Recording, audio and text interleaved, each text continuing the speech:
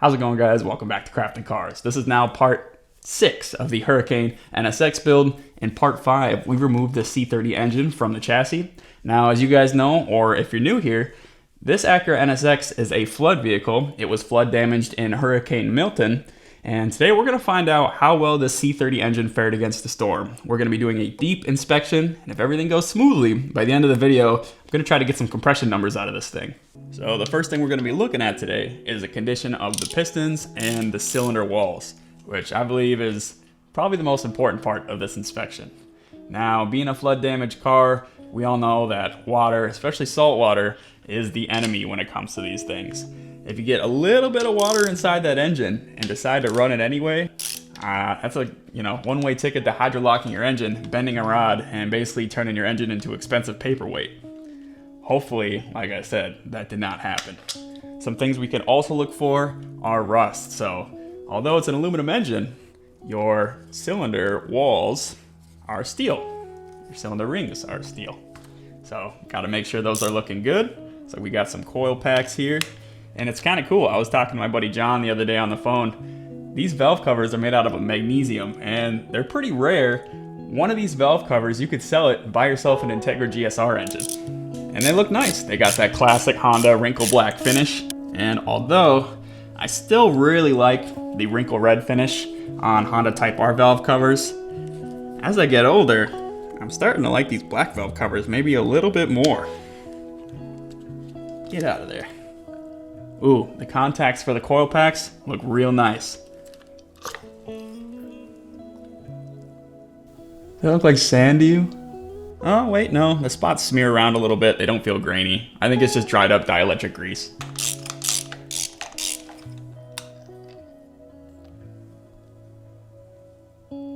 Spark plugs look good. Very healthy. I'll go ahead and pull the rest of them. See if there's anything that stands out. NGKs. It's probably the factory plugs. Second cylinder looks just as good as the first. Looks good. Fourth plug looks good. Oh. Fifth plug looks alright. There's a little bit of moisture on there. Can't tell if it's water or oil. Could just be condensation too. I mean, this thing came from Florida and now it's sitting in my cold garage. And the last plug looks good. So from what I'm seeing here, it seems like more water hit the back side of the engine. You can see all the water standing here. You could also see that there's no salt standing inside this valve cover. Yet the back valve cover has all this. I'm thinking the engine may not have been completely submerged, but the water was probably pouring in over the trunk, and that's why we got all the sand built up here. Taking a look at the coil packs, luckily all the contacts look good. Like I was saying, spark plugs all look good. One of them had a little milkshake on it, but other than that, good. Check this out though. Look at the steel. Front side of the engine was all good, but on the back side, little bit of rust forming. Not much, but a little bit. All right, let's go a little deeper. I'm gonna go ahead and take this snake camera and we'll fish it through every one of those spark plug holes, get a real good look inside those cylinders. Wing, wing, wing, wing, wing. This is actually my first time using this thing. I've been waiting for an excuse to whip it out, and here we are. So it looks like I can record video on this thing, so I'll go ahead and overlay that on the screen for you guys as we check out our first cylinder here.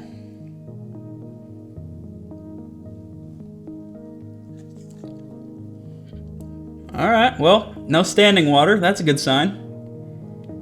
Couple little specks towards the top. Nothing crazy though. See some small scratches on the cylinder wall. Probably highlighted by the light, doesn't look like anything out of the usual.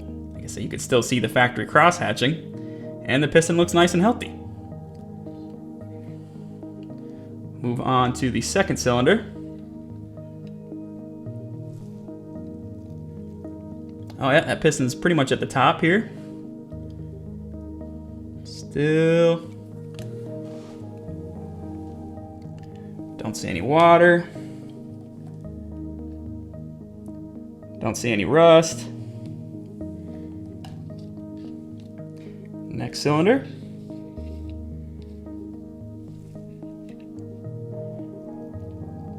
Oh, what do we got here? What do we got here? Oh man. What is that? So on the right side of the overlay screen, that's for sure the valve.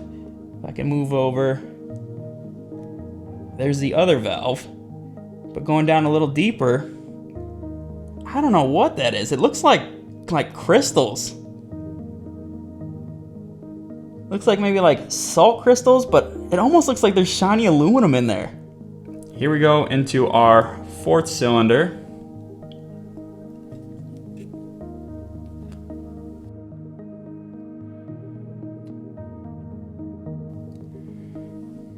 Things are looking pretty good in here. Seems like there's a little carbon buildup on the side there. Other than that, not too bad from what all I can see. The piston is pretty high on this one. Let's dip into the fifth cylinder. Oh no. Oh man. Oh guys. What the heck? I think it was cylinder number 5 that had that little milkshake on it. What am I looking at here? Let me see if that's standing water. I'm gonna try to hold the snake camera still. We'll rock the engine back and forth and see if I can get that water to kind of ripple. Yeah, sure enough. Now let's check out that last cylinder.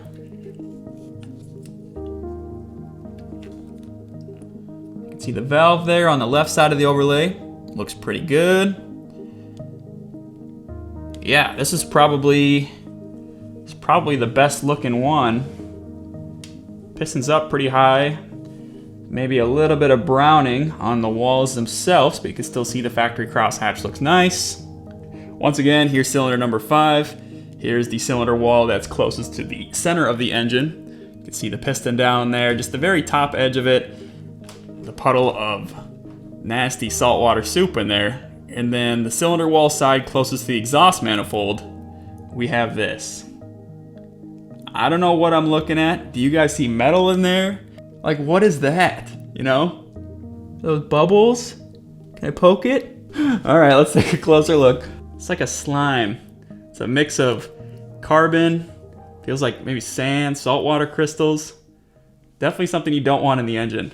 Well, I'm sorry guys, and I'm sorry customer. This is not how I planned today's video to go. I even picked up a Duracell Ultra automotive AGM battery and a remote start switch. I was hoping to hook up the switch to the starter, connect the battery, throw the compression tester into each of these holes, bump it a few times, and hopefully get some healthy numbers out of this engine. And yeah, I don't think I want to turn this thing over now.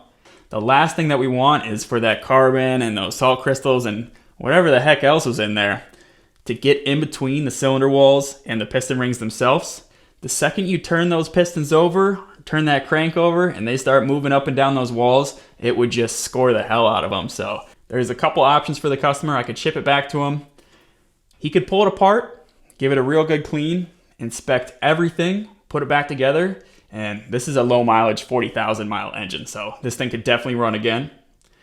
However, he could also go the route of parting this thing out and probably making just as much on this engine. Like I was saying in the beginning, all these parts are very rare, very sought after, a lot of good stuff on here.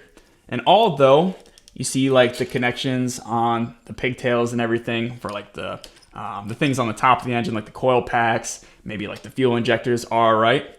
The plugs on the lower end of the engine and a lot of the plugs on the lower side of the chassis, those did get contaminated with salt water. So even if you did want to sell this engine, I wouldn't be very comfortable selling this harness to somebody, because I know if it doesn't give them issues now, 6 months down the line, when the salt water starts seeping up the insulation, it would give them issues later.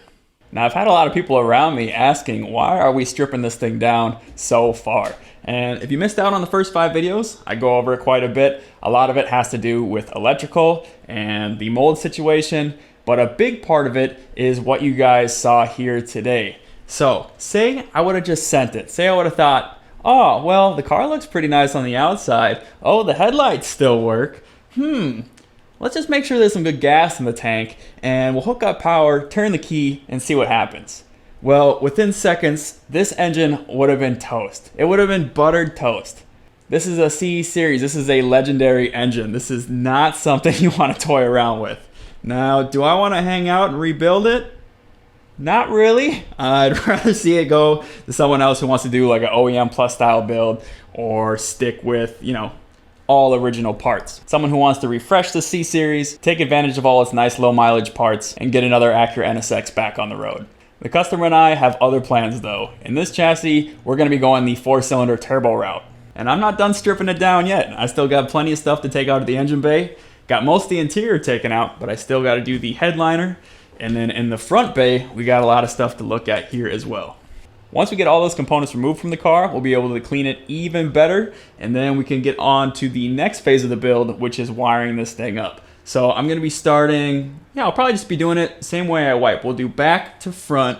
I've been looking at the service manual a lot, and I've been using that to draw up my own schematics that I'll be using to create sub-harnesses all throughout this car. Then once we have a sub-harness for the taillight circuit, the headlight circuit, like window motors, window wipers, pop-up headlights, radiator fan, all that good stuff, I'll be able to connect all those sub-harnesses to a main harness, make sure I run my grounds correctly, make sure our power is distributed properly. Once I got everything wired on the chassis, then we'll be ready to drop in a new engine. So I think it's pretty obvious we got quite the adventure ahead of us here. This is turning into a pretty involved project, but it's gonna be really cool when we're all done. So make sure you're tuned in. If you wanna help out the channel, you can always like, share, and subscribe, and I'll see you next Tuesday. Bye-bye.